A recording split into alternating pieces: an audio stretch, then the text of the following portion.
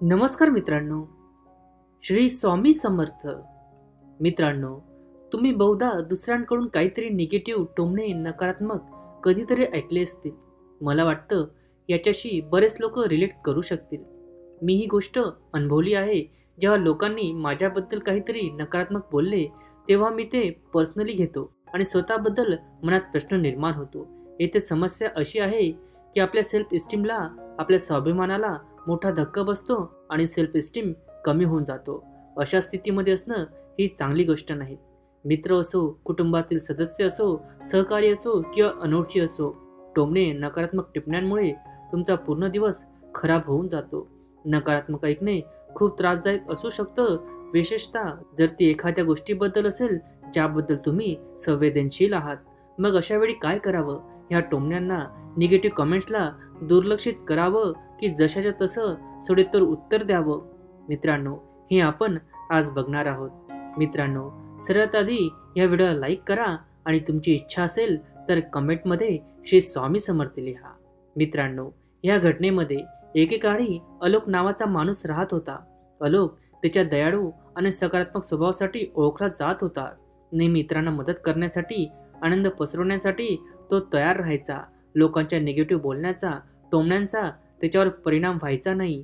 तो ती सिच्युएशन खूप चांगल्या पद्धतीने हँडल करायचा. एके दिवशी अलोकचा मित्र रवी चिंतेने त्याच्याकडे आला. रवी म्हणाला, अलोक, माझ्या लक्षात आलं की तुझ्यावर अनेकदा नकारात्मक कमेंट्स आणि टीका होतात, पण तू त्या चांगल्या प्रकारे हाताळतो. तू हे कसे करतो? माझ्यावर कोणी नकारात्मक कमेंट्स करतो तेव्हा मी खूप हर्ट होतो, उदास होतो. अलोक हसला आणि म्हणाला, सर्वात आधी भावनिक प्रतिक्रिया टाळ. समोरच्याला तू किती दुःखी आहे, हर्ट झाला आहे हे समजू देऊ नको.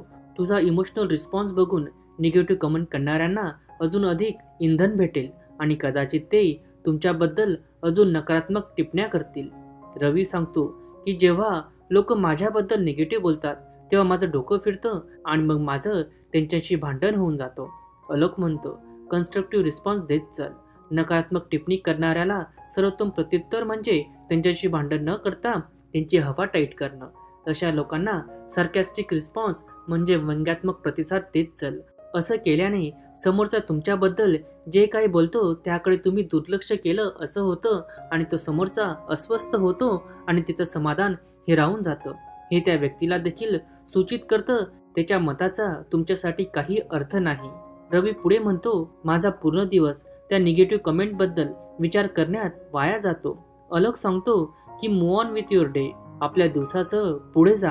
जी व्यक्ती तुमच्याबद्दल नकारात्मक बोलली ती बोलून ती विसरून जाते. मग त्या व्यक्तीबद्दल विचार करण्यात वेळ का वाया घालवायचा? आता जे झालं आहे ते होऊन गेलं आहे. तुम्ही काय म्हणायला हवं होतं आणि काय करायला हवं होतं ह्या विचार करण्यात वेळ वाया घालवू नका. त्यापेक्षा तुमच्या आयुष्यातील आनंदाचे क्षण आठवा ज्याबद्दल तुम्हाला आनंदाची आणि प्राऊड फिलिंग येईल. रवी पुढे म्हणाला की काही नवीन करायला सुरुवात केली की काही लोकांना सवय असते की तू हे करू शकत नाही असं म्हणायची. मग अशा वेळी काय करावं? अलोकने सांगितलं, जेव्हा मी एक छोटासा व्यवसाय सुरू केला तेव्हा माझे मित्र आणि कुटुंबियांनी मला प्रोत्साहन दिलं आणि मला पाठिंबा दर्शवला आणि हीच प्रतिक्रिया मी सर्वांकडून अपेक्षित होती. कदाचित मी भोळा होतो. मला अशा बरेच कमेंट भेटल्या जशा तुझा धंदा चालणार नाही, जे जमत नाही ते कशाला करावं, अशा प्रकारच्या निगेटिव्ह कमेंट्स आल्या. आपण आपल्या जीवनात लोकांच्या नकारात्मक टिप्पण्या बंद करू शकत नाही. कधीतरी त्या भेटतच जातील, परंतु त्या तुमच्या अंतःकरणात स्थिरावू देऊ नका. म्हणतात ना, कुत्ते भुके हजार आणि हत्ती जाय बाजार.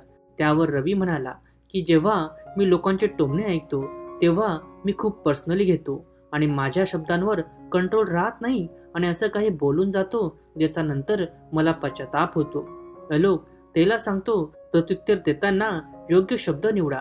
निगेटिव्ह बोलणाऱ्या व्यक्तीचा अपमान केल्याने तुम्हाला क्षणभर एक छोटा विजय वाटू शकतो, परंतु त्यामुळे समोरच्या व्यक्तीचा अपमान नक्कीच होईल. पण यामुळे तणाव शारीरिक भांडणात वाढू शकतो. असभ्य शब्द, रागीट टोनने बोलू नका. सावधगिरी बाळगा, कारण कामाच्या ठिकाणी किंवा सार्वजनिक ठिकाणी असे वागणे तुम्हाला अडचणीत आणू शकतं. पर्सनली न घेण्याचा प्रयत्न कर. काही वेळा लोक नकारात्मक बोलतात कारण ते त्यांच्या स्वतःच्या जीवनात नाखुश असतात. रवीने त्या दिवशी अलगकडून एक मौल्यवान धडा शिकला. त्याने देखील टीका आणि नकारात्मक टिप्पण्यांना वाढ आणि आत्मसुधारण्याची संधी म्हणून पाहण्यास सुरुवात केली. मित्रांनो, हा व्हिडिओ इथेच थांबवतो. व्हिडिओ आवडला असेल तर लाईक करा, चॅनलला सबस्क्राईब करा आणि जाताना मी परत एकदा सांगेल, आपल्या देवाच्या आशीर्वादाने, आपल्या प्रेमाने आणि आपल्या परिवारासोबत आणि आपल्या मेहनतीने असं करून दाखवा की जगाला वाटेल करावं तुमच्यासारखं. धन्यवाद. जय जय राम कृष्ण हरी. श्री स्वामी समर्थ.